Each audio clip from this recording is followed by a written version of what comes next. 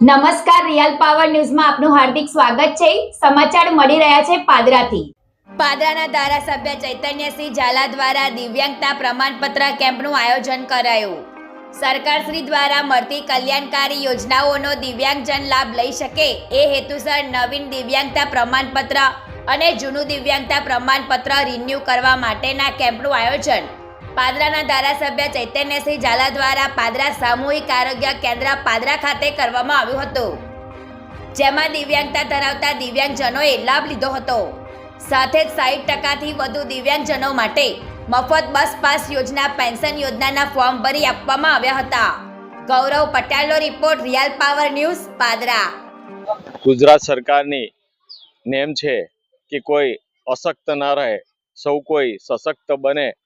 એના માટે જિલ્લા સમાજ સુરક્ષા કચેરી દ્વારા ગુજરાત સરકાર શ્રી દ્વારા દર 6 મહિને દિવ્યાંગજનોના સર્ટિફિકેટ ઇસ્યુ કરવાનો કેમ્પ રાખવામાં આવે છે।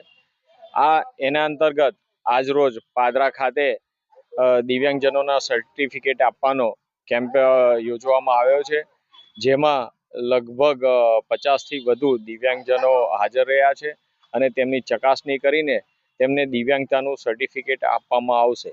જે દિવ્યાંગ 60%થી વધુ દિવ્યાંગતા ધરાવતા હોય તેઓને ગુજરાત સરકાર દર મહિને 1000 રૂપિયા સ્ટાઇફન્ડ પેન્શન આપે છે।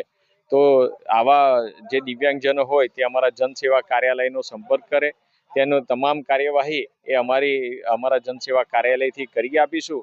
અને ગુજરાત સરકાર સૌને કોઈ સશક્ત બનાવવા માટે મજબૂત પ્રયાસો કરે છે, એનું આ એક ઉત્તમ ઉદાહરણ છે। અને આનો લાભ એ ગુજરાતમાં અને પાદરા વિધાનસભાની જનતા અને પાદરા વિધાનસભાના દિવ્યાંગજનો એ ખૂબ જ સારી રીતે લઈ રહ્યા છે।